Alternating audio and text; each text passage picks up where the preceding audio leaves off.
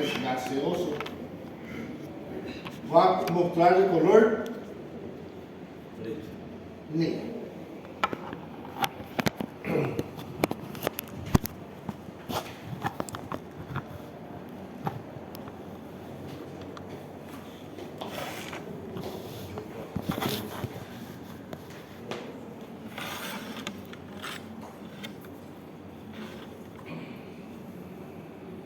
Radiológicamente adquiere esta nomenclatura.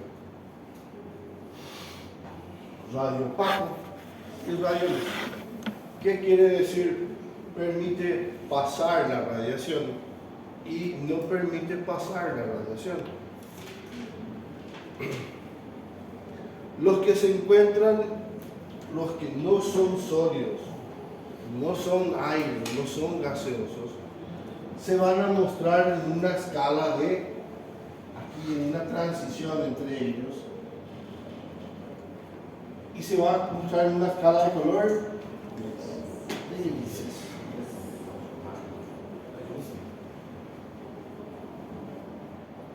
No va a ser ni blanco, ni no se va a mostrar el color negro. Se va a mostrar en tonos de grises, cinzas. Seria um meio termo? Como de medio termo. Os dois, meio raspato, meio reguloso? Não? Escalas de grises no es aire Ah, sim. y no es sólido. ¿Qué es eso? Líquido, por ejemplo. Sustancias cartílagos, por ejemplo. Son varias sustancias. Por eso es que es bastante inespecífico. No permite ver con mucha definición las cosas. Pero ayuda a poder estudiar otras. Principalmente nos ayuda a poder estudiar las estructuras que yo sé que en el interior tienen aire. ¿Me pueden decir, por ejemplo, cuál es? Pulmón. Los pulmones. Los pulmones en su interior tienen aire. Y por eso es de mucha utilidad para poder estudiar la cavidad torácica. Se puede hacer verdaderamente rayo X de cualquier área. Podemos tener rayo X de cabeza, de cervicales, de columna,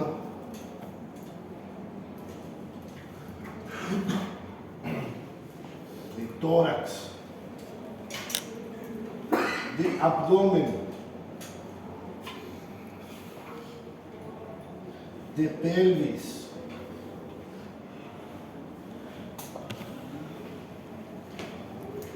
de miembros superiores y de miembros inferiores. De cualquier área le puedo hacer un rayo X a mi paciente. Lo único que tengo que llevar en cuenta es que la radiación lleva una carga que la cual no sería buena superarla en un año. No es bueno que estemos expuestos a mucha radiación, porque eso va a conllevar a que pueda haber mutación celular. Entonces, siempre lleven en cuenta la carga que se lleva en radiación. Y eso se mide en RATS. Normalmente la persona, ya que esto le hablo mucha teoría, porque en Brasil y en Paraguay, bueno, en Brasil llega a haber más que en Paraguay, ellos deben de tener una tarjeta en su bolsillo que va registrando la carga de radiación que acumula en el año. Y cuando eso llega a la carga de 50 RATs, automáticamente la persona tiene que pasar ¿a qué? Vacaciones, obligatoriamente, debido a la alta carga de radiación que ya tiene. Esa tarjeta en Paraguay, creo que vi una vez, en todo lo que ya llevo en los hospitales. En el Brasil llegué a ver ya más de una vez, así como también tienen que llevar un equipo de preparación para poder utilizar, que raras veces veo que usan también. normalmente tienen que tener un equipamiento de, claro, sumo en portugués o plomo en español. Tienen que tener un aislamiento de plomo que impida que el rayo X pase. ¿Por qué le parece poca cosa? Porque no se ve, no se siente a simple vista. Pasa la piel como si nada al rayo X. El asunto es que estar expuesto en forma reiterativa a esto es altamente perjudicial para la salud. Y esto tienen que llevar en cuenta las personas que hacen. En el hospital, por ejemplo, hasta la puerta es emplomada, pesada, y dejan la puerta abierta cuando hacen. Imagínate, ¿para qué está hecho de plomo si es que no es para cerrar? El chumbo, el espíritu. Plomo, en español, chumbo en portugués.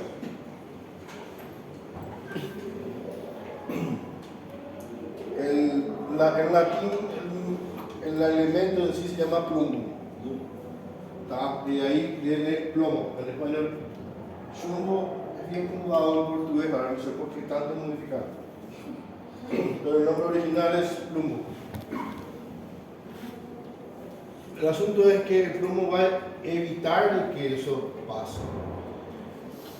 Lo que es verdaderamente muy susceptible a la radiación son las glándulas. Ellas son las que deben ser cuidadas con mucha intensidad.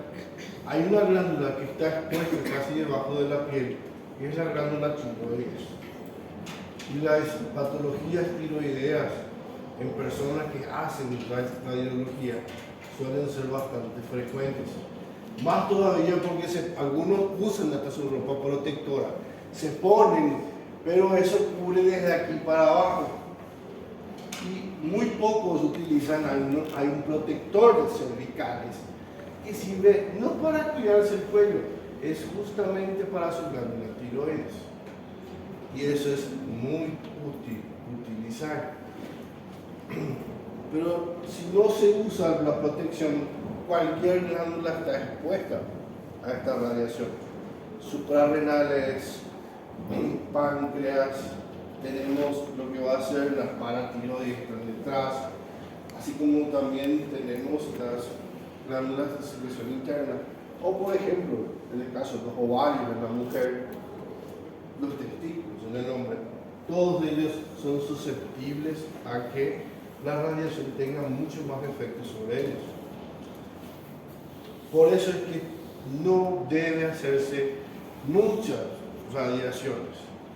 Y está completamente contraindicado en caso de que la mujer esté embarazada o en caso de que haya sospecha de un embarazo.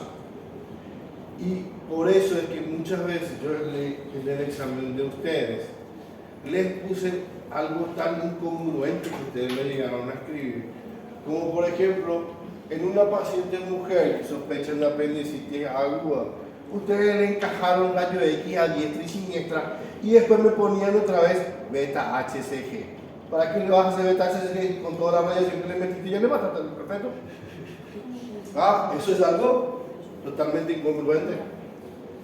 No le pueden pedir un rayo X si está sospechando de embarazo. ¿Sí o no?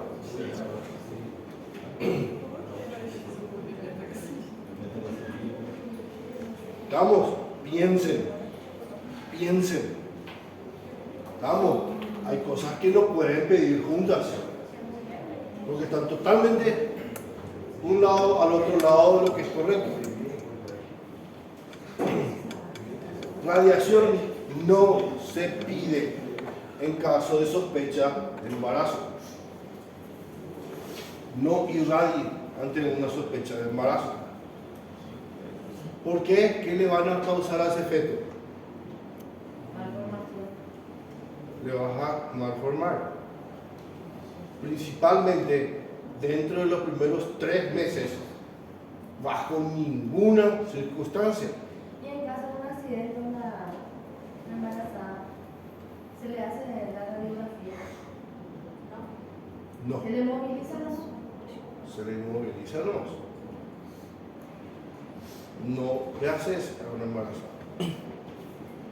Vamos, a la mamá no le va a pasar nada si después podemos solucionar, pero a la criatura tenés que cuidar. ¿En qué caso vas a ser una embarazada? Tercer trimestre. Ahí quizás podés arriesgar. ¿Por qué tercer trimestre? Porque la criatura ya está toda formada y lo que está es nada más en el periodo de ganar peso. Entonces, hasta podés arriesgar. Pero, es preferencia, no hagas. Tercer trimestre, 6 meses. Dentro de las radiaciones también entran las tomografías, que no es otra cosa que emitir radiaciones a 360 grados alrededor de la persona que está dentro del tubo. La tomografía no es nada más que un estudio más dinámico del rayo X, pero continúa utilizando radiaciones. Lo que sí cambia y que quizás hasta podríamos plantear en una embarazada, pero todavía no hay estudios suficientes que demuestren ser teratogénicos. Hablamos de la ecografía y la resonancia magnética. La ecografía sabemos que se usa desde casi el inicio del embarazo, pero todavía hay gente que discuten en que si es que realmente es conveniente o no realizar.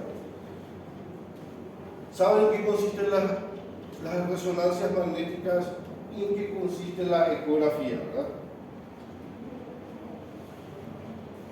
El que explica mejor qué consiste la ecografía es el que decir su nombre en portugués. Se llama ultrasonografía, que no consiste en otra cosa que emitir ondas de sonido y estudia a través de las ondas las deformidades, los que emiten recepción nuevamente después de que las ondas de sonido chocan contra las estructuras y permite así ver su forma. Es muy parecido a lo que es el sonar en un submarino o a la forma de localización de un delfín. Las ballenas también utilizan el mismo sistema. Emiten ondas y esperan que eso retornen para poder ver su forma y también su textura, si es hueco, si es sólido, pueden determinar a través de ese estudio. No hay pruebas de que sean teratogénicos, por eso todavía son utilizados. No hay prueba de que sean dañinos, pero tampoco se haya demostrado lo contrario, ¿no? Hasta el momento se utiliza, pero no hay pruebas suficientes de que indiquen ser teratogénicos. La resonancia magnética utiliza magnetismo. Lo que utiliza son imanes, los cuales son sometidos a corriente eléctrica y estos a través de ellos permiten un estudio, sí, mucho más fidedigno, permite mucho más ver las partes blandas, permite ver el sistema nervioso y permite ver una imagen casi con precisión de lo que es la parte muscular del cuerpo humano. La resonancia es, para mi gusto, la mejor entre todos, solo que todavía es costosa y todavía es difícil de encontrar. No tenemos disponible en cualquier lugar un resonador magnético. Por ejemplo, si bien ahora ya hay casi en todas las ciudades, todavía hay pocos en una ciudad y todavía son costosos. ¿Saben ustedes cuánto cuesta una resonancia?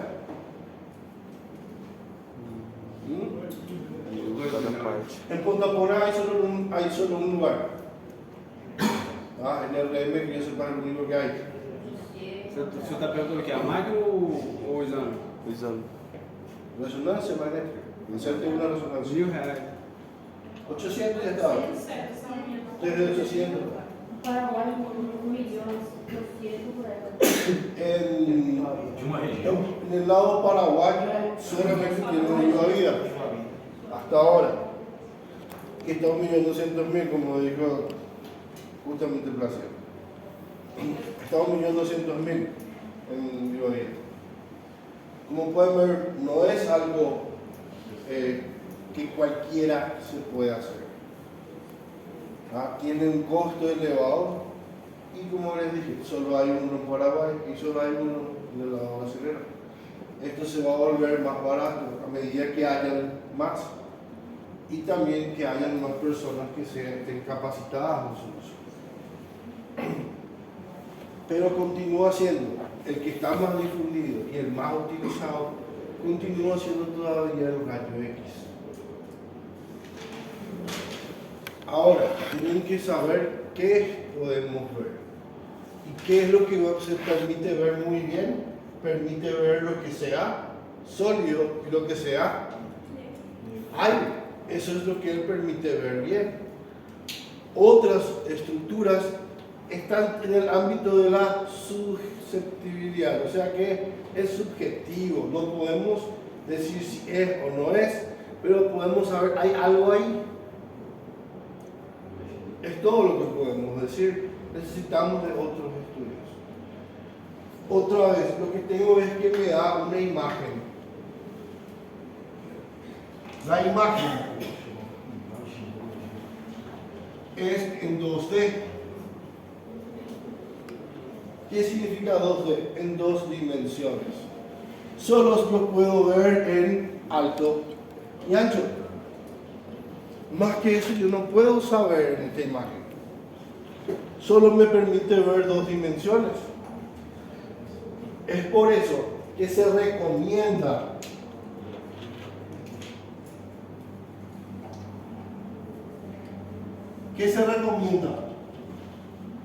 se recomienda siempre el par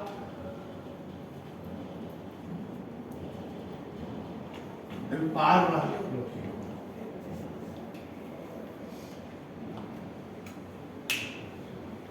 ¿Qué significa par radiológico? Que siempre tengas que pedir el antero-posterior y el de perfil, o puedes pedirle de lateral.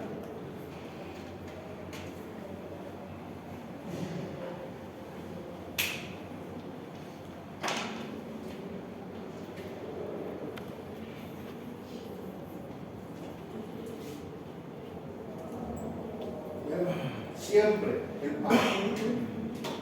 No piden solamente uno, porque no me permite ver muchas cosas. Al ver el perfil, sí.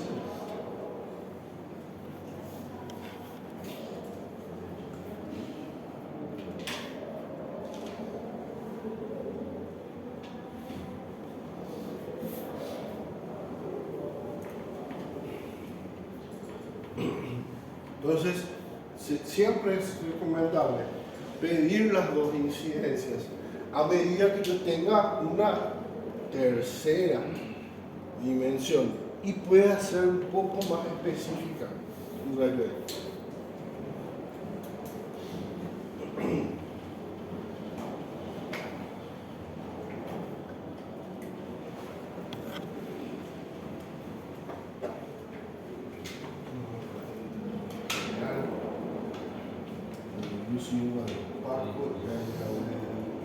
Contraindicación. El embarazo sabe que es totalmente contraindicado.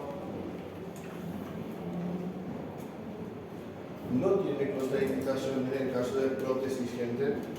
De hecho, es muy utilizado para control de prótesis justamente. Entonces, por ejemplo, van a ver que hay estudios que le van a pedir que se retiren todos los tipos de prótesis. Y hay estudios como el rayo X, que no hay necesidad de retirar ningún tipo de prótesis. ¿Saben a qué me refiero, verdad? Electro. Todo tipo de prótesis, ya sea, por ejemplo, si tenés frenillos, tenés paladar y eso tengan una pieza metálica, en una tomografía va a causar que una luminiscencia en el área que va a no permitir ver bien todo lo que es la zona. Entonces le van a pedir que se retire. Sí, y por refractación también de los rayos. Entonces, pero en el caso del rayo X, no hay ningún problema, puede hacerse.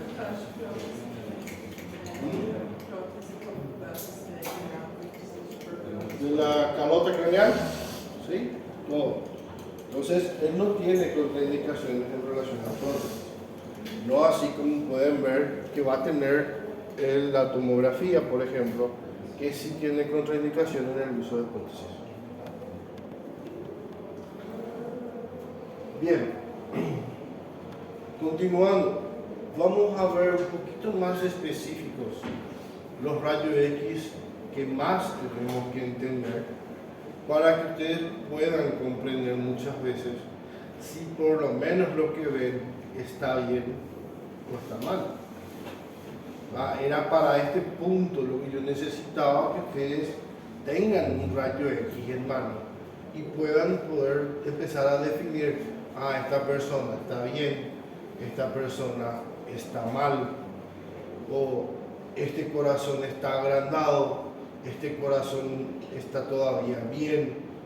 Son detalles que quiero que ustedes entiendan cuando agarran un rayo X y que puedan empezar a definirlos.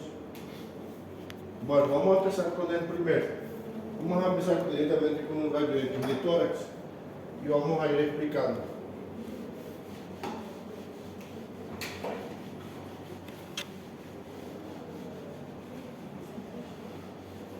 Doutor, você recomenda fazer aquele par, AP e lateral, né? Mas tem outros tipos? Claro que sí, pero siempre pedís dos incidencias. Seria outro tipo. Las otras incidencias son para usos traumatológicos, no clínicos ni quirúrgicos. Beleza. ¿Verdad? Por ejemplo, la incidencia oblicua de mano, que es la que te van a hacer poner de esta manera, es para ver si hay una fractura de escafoide. Solo te va a pedir un traumatólogo. La oblicua de hombro, en el cual se te va a hacer posicionarte en esta posición en relación, no va a ser ni antero posterior ni posterior anterior. Esta es la oblicua. Es para que tengas la mejor incidencia del hombro. Solo te va a pedir un traumatólogo también. Es para ver hombro.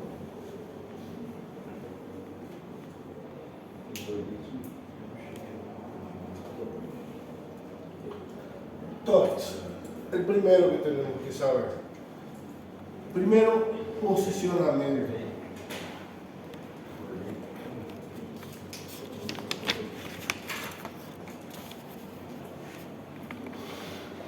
El posicionamiento me va a decir si es que la placa está correctamente centrada o no. Muchas veces una persona que hace la placa no sabe siquiera en qué momento disparar eso. Tiene que estar correctamente ubicado eso. Por eso tiene que tener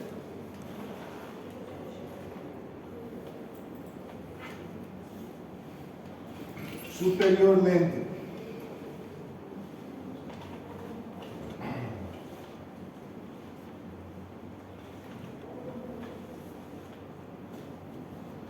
las articulaciones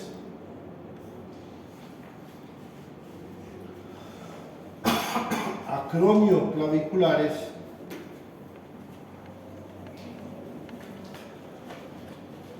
tienen que estar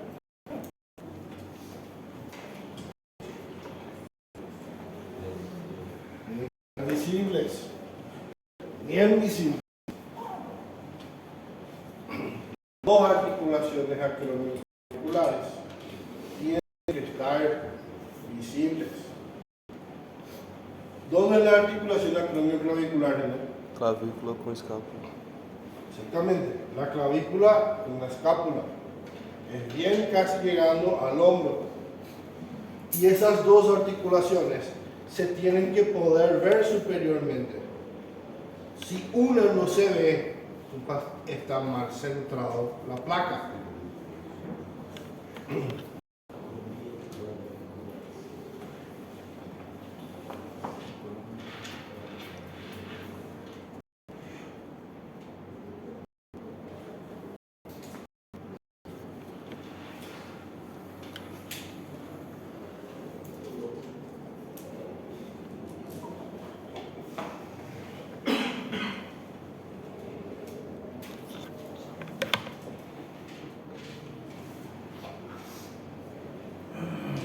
Las clavículas tienen que estar completamente visibles.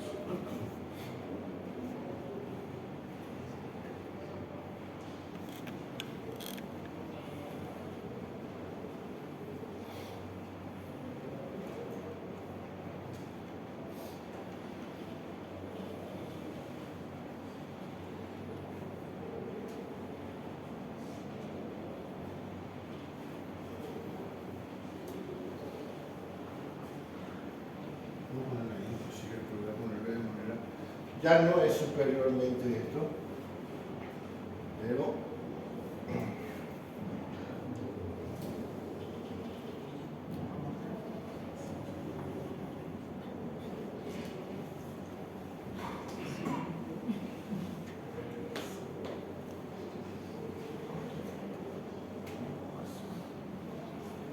la columna vertebral tiene que estar exactamente en el centro de la placa.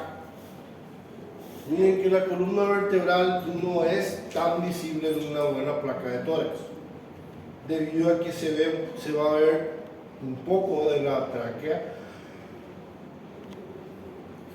y después se va a ver un poco de los grandes vasos. Entonces tapan un poco la percepción de la columna vertebral, pero se puede ver la columna blanca que desciende en la línea media, y eso tiene que estar bien centralizado.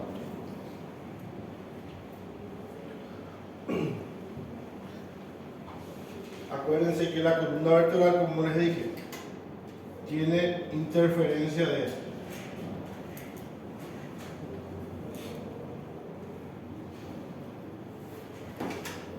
tráquea y de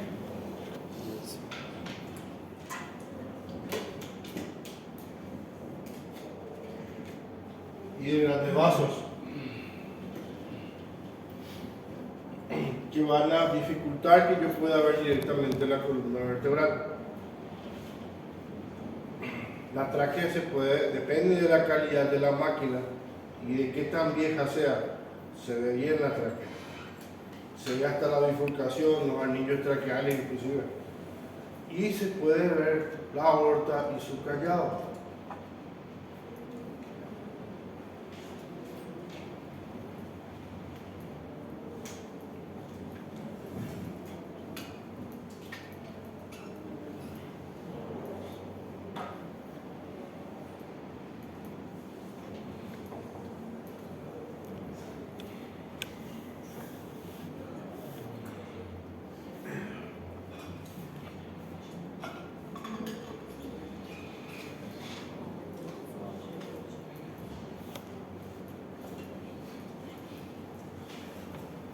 Inferiormente llama la atención que se ve la silueta cardíaca. No se le ve al corazón como tal, solo se ve la silueta que permite ver el corazón. Y eso nos da una idea del tamaño del corazón.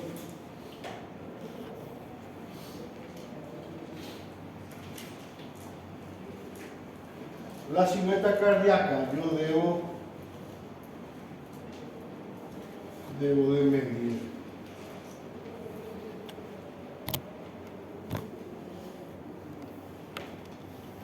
Y debo comparar con lo que es el parénquima pulmonar. ¿En qué parte de la silueta cardíaca tengo que medir? En la parte donde más extensión tenga mi silueta cardíaca. Ahí voy a medir.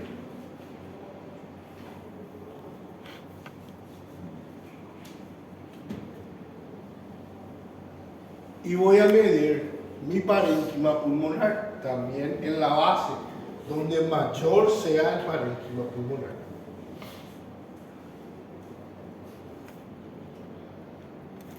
¿Y qué voy a hacer con las dos mediciones?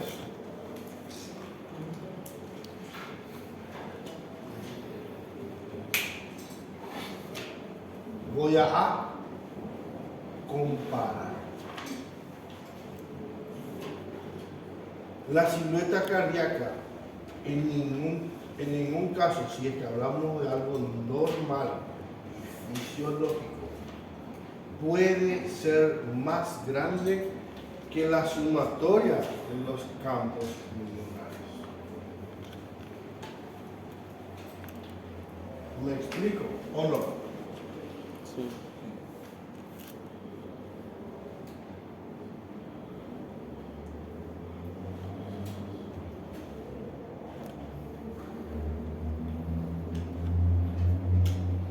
El área central, aquí baja lo que es el área media espinal y desde el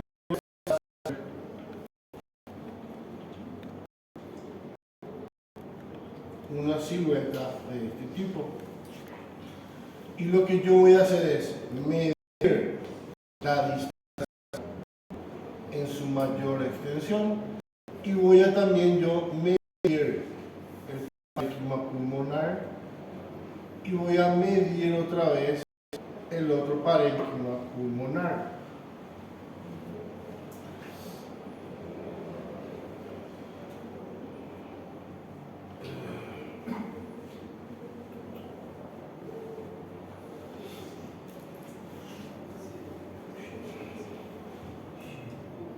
X más X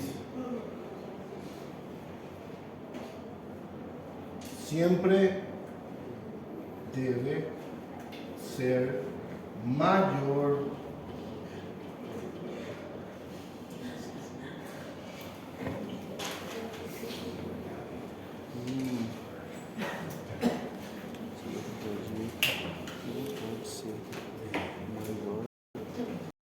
siempre.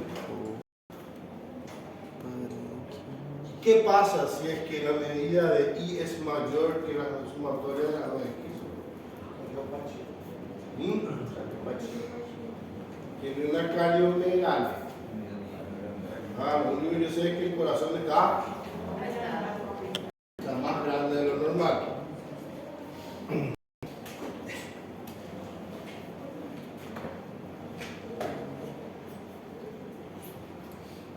Como a gente fala no hospital, é puro coração. Ahí entra. Hum? Ahí entra. Muitas coisas. Tá? Não sabe tanto, né? Esse é outro retorno. ¿Quién tiene que medir nosotros? ¿Quién tiene que medir nosotros? O laudo que aparece. Medir. La de aquí no tiene laudo. La de aquí no tiene laudo. Tomografía tiene laudo, a veces electrocardiograma tiene laudo, pero tenés que saber, un buen médico no mira el laudo, solamente ve la imagen y en segundo tiempo, si quiere mirar su laudo, mira para ver si está bien. Y si es que mira y no le convence, manda a hacer el otro lado. Porque tenés que saber bien cuando alguien hace bien o alguien está haciendo mal. Si no vas a creer todo lo que te escribieron mal. Tienen que saber ustedes leer la imagen, no leer el laudo. Eso es enorme, no sé lo que les digo.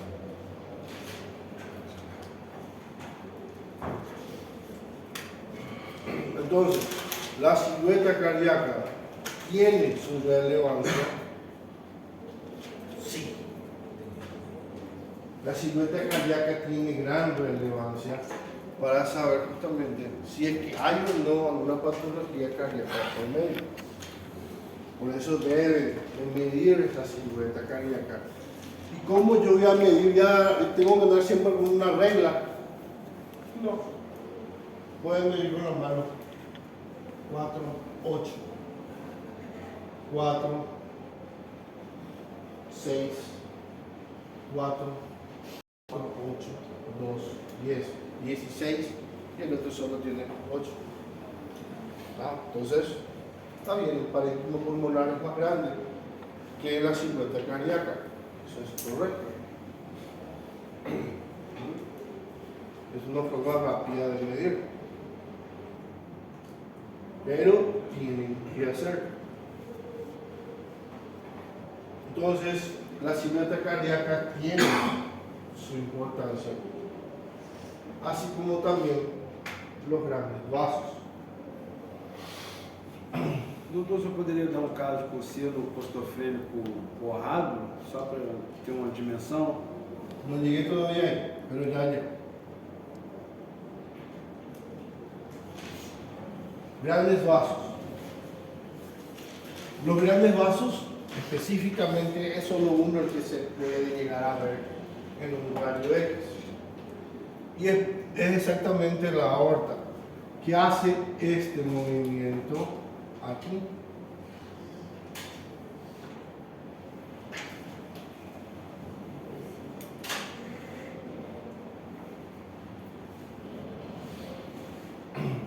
Y específicamente esa aorta lo que sufre es una calcificación de su pared.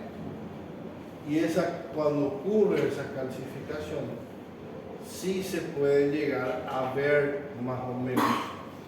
Y se ve como algo que aparece así generalmente en coloración blanquecina. Y generalmente tiene esta dimensión de color medio redondada. Y cuando eso indica, se llama botón aórtico.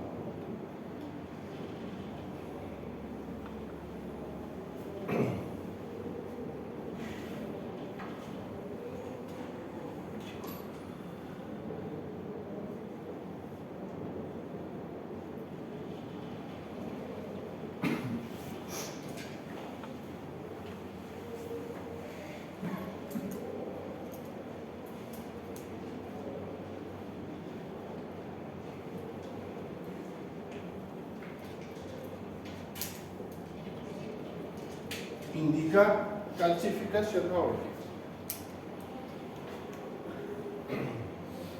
¿Qué es lo que se calcificó? La pared. ¿Y en qué personas esto sería normal? Vezes? Pessoas vezes?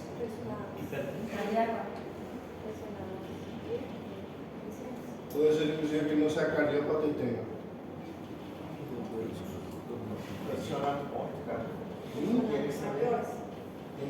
¿En qué persona yo tengo que esperar la última aórtica? Idosos. Por la edad. Entonces, cuanto más avanzada la edad, un botón aórtico sería algo normal.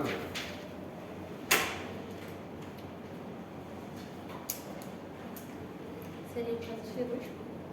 Seria um caso cirúrgico? No. ¿Cómo vas a cortar la aorta?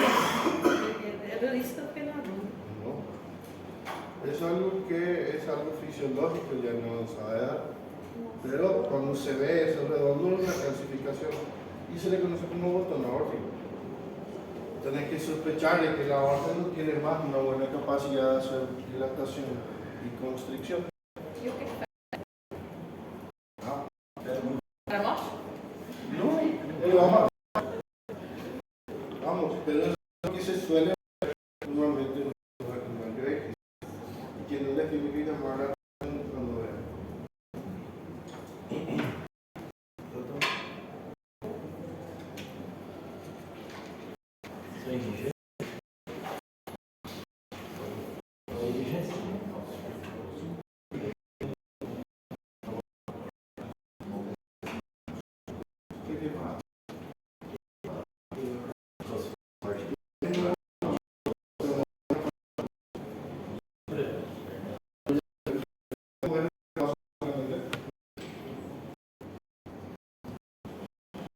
¿Cuántos años tiene esa persona? 45. Todavía sabemos. Pero, ¿de dónde se va a ir formando? ¿Ves cómo todavía es gris? Todavía, no es todavía blanco. Cuando se ve esto no.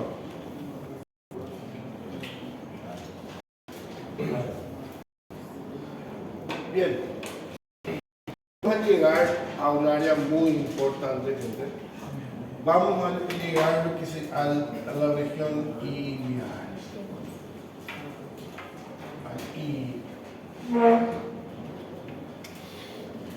en el ilio yo voy a ver lo que son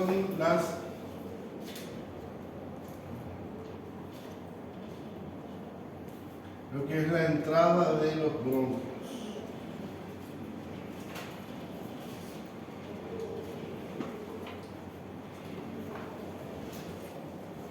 ¿Qué sería? ¿Cuáles son los bronquios que entran ahí? Los bronquios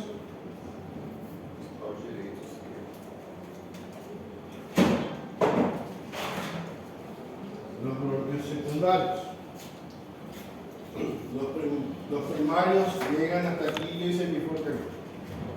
Los secundarios son los que entran en el parénquima pulmonar, que son, en el caso del lado derecho, bronquio secundario o lobar superior, medio inferior, en el izquierdo superior e inferior. Si es que existe una patología de base, lo que va a producir es que estos bronquios exageren en su visualización. Y eso ocurre por una fibrosis de sus paredes.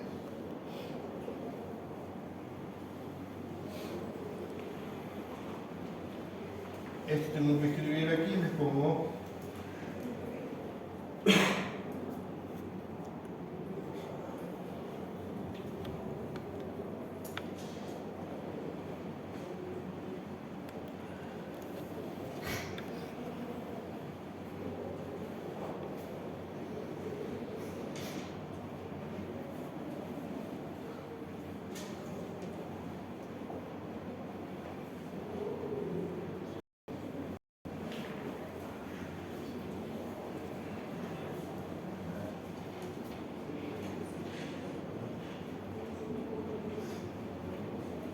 en procesos bronquiales crónicos.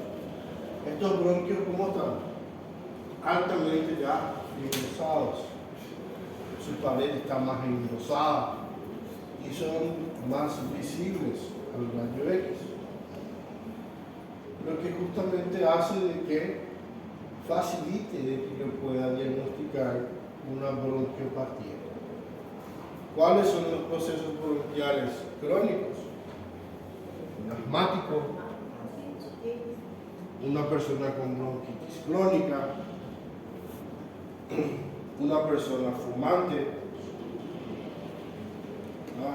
En el momento en que yo veo un rayo X, yo automáticamente puedo decir, esta persona es un fumante o esta persona es un asmático, de acuerdo a las características que yo voy a ver en sus bronquios. Vamos a ver que existen otras características. Por ejemplo, un asmático no solamente yo voy a ver que tiene las bifurcaciones bronquiales visibles, sino que aparte de eso, tengo que mirar en las características de lo que es su tórax. Y yo voy a estar viendo también ahí en el fondo las... ¿Qué son estas? Voy a ver aquí. Las costillas, que tienen que tener unas ciertas características de que siempre van a ir de arriba para abajo, siguiendo lo que es el arco costal. Acuérdense que cuando nosotros respiramos, las costillas no hacen esto. Lo que hacen es esto, suben y bajan. Ellos lo hacen abrir y cerrar. Por eso es que la curvatura siempre va para abajo y siempre va para adentro. Cuando respiramos, se elevan las costillas, no se expanden, se elevan y bajan otra vez. Esto hace que una persona que tiene una enfermedad pulmonar crónica, por ejemplo, un POC, normalmente estas costillas, en vez de ser oblicuas, ellas se disponen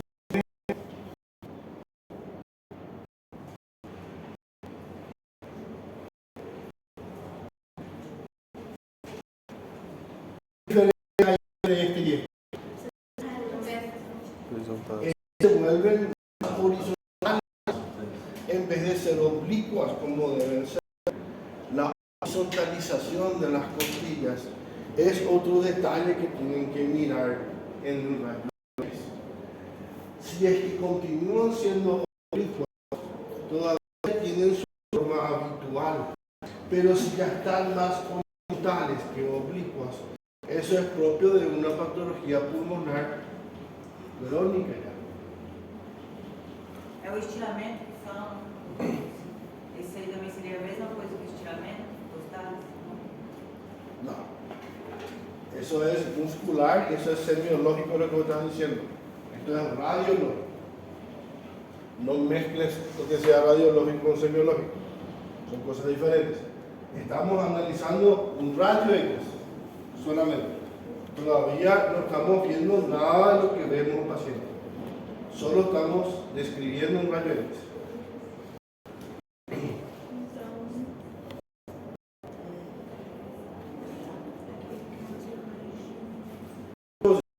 Si nosotros vemos a nivel iliar de que hay una fibrosis pulmonar y veo cómo se bifurcan los bronquios a nivel iliar, ve si es que existe una horizontalización costal. Si no hay horizontalización costal, probablemente Asma. si no hay horizontalización costal, ¿qué Agudo. probablemente es? Um processo agudo. Processo agudo. Agudo nunca necesita fibrosis. Então,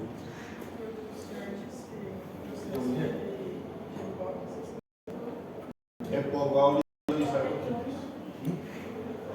los EPOC horizontales.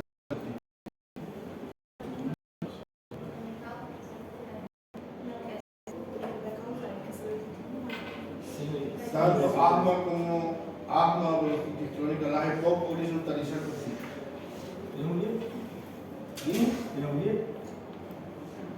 No te va a fibrosar bronco en la pneumonía. Es un proceso agudo la pneumonía. Yo les dije, personas que fuman, es un favor.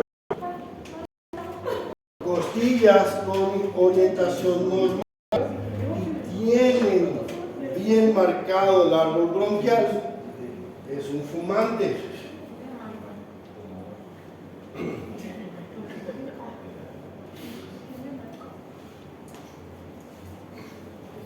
Pero ¿qué pasa si te dice yo no fumo? passivo. Miren bien que todavía existe mucho lo que les voy a decir. Pregunten si cocinan la leña, que es lo mismo que fumar.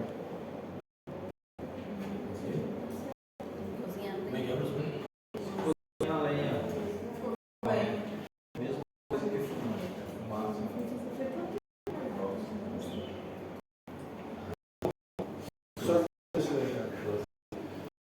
Más si es una abuelita anciana y te dicen, no, yo nunca fumé, pensás, señora, ¿vos cocinás a gas o utilizás? No, yo hago fuego y desde siempre cocino con fuego, más bien. Eso también es lo mismo que fumar. Nós estamos com uma pessoa que cozinha a lenha assim a vida inteira, vai também ver. Uma pessoa que fuma. Así.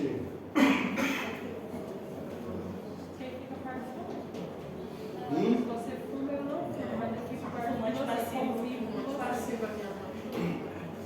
Pero esa situación se va a saber decir. Yo no fumo, pero al lado mío todo el día están fumando. Entonces, también es igual. ¿Verdad? Es fumador pasivo. Bueno, pero entienden que ustedes deben investigar de dónde viene esa fibrosis. Investigar o quê? ¿De dónde ocurrió esta fibrosis? Até todo mundo é bonito.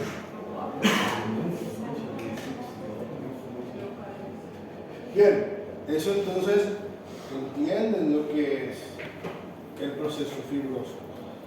¿Puedo borrar esto? Pode.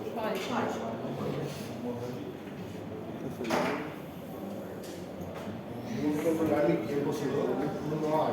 Cafezinho, doutor?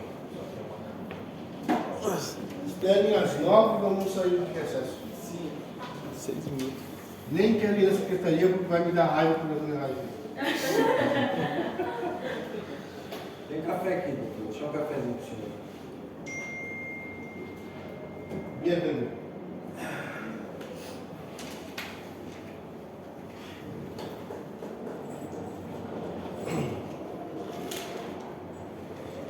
Continuamos em brônquios, certo? Sim.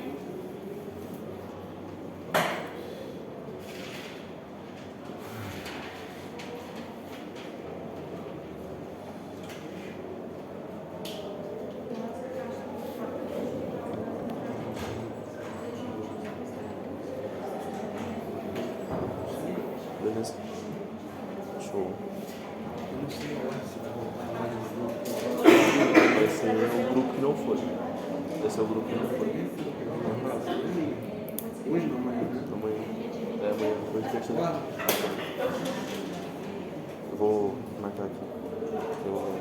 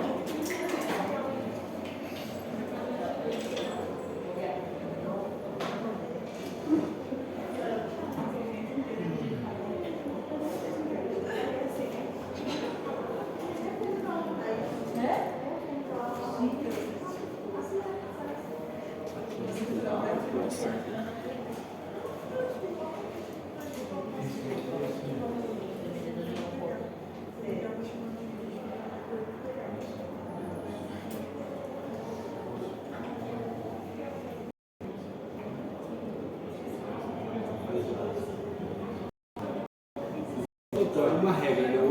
Horizontalizou as costilhas é crônica.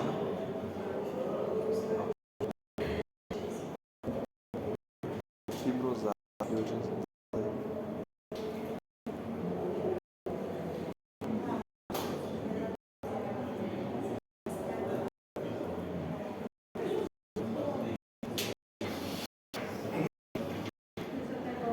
Existe un morramiento del árbol bronquial por una aparente condensación de los árboles.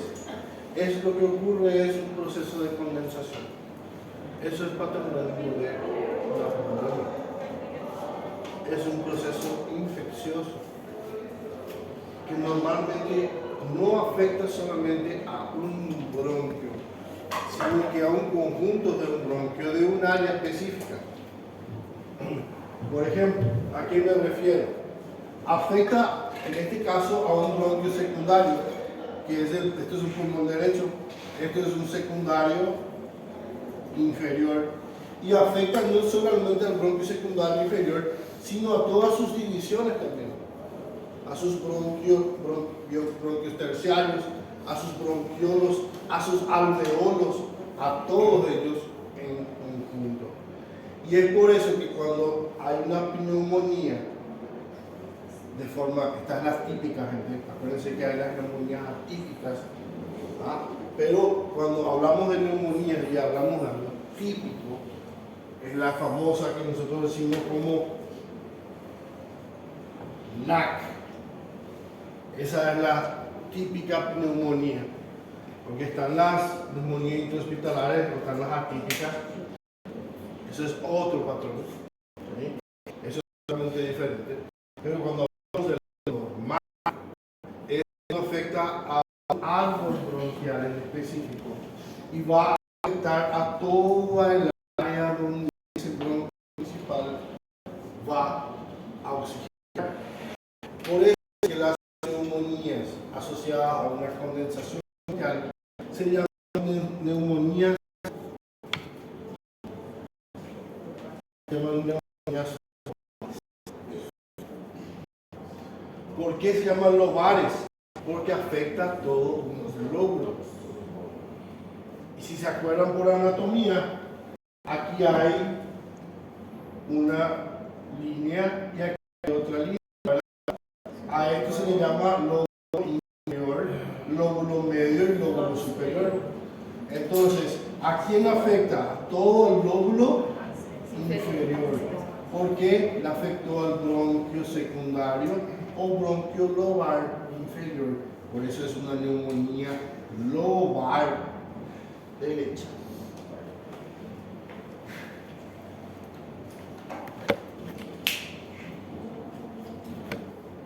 Las NACs, las neumonías adquiridas en la comunidad, son lobares y se ve un patrón de condensación siempre.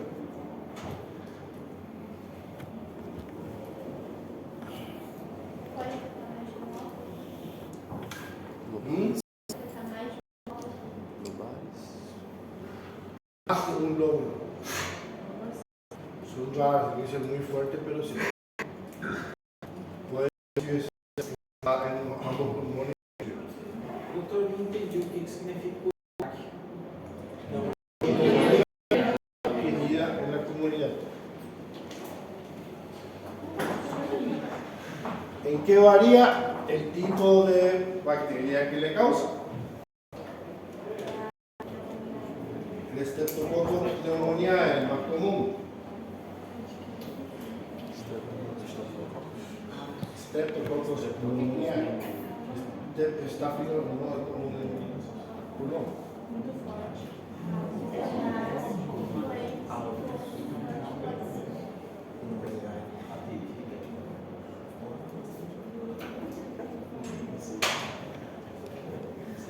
Bien, haremos un receso y continuamos. Gracias.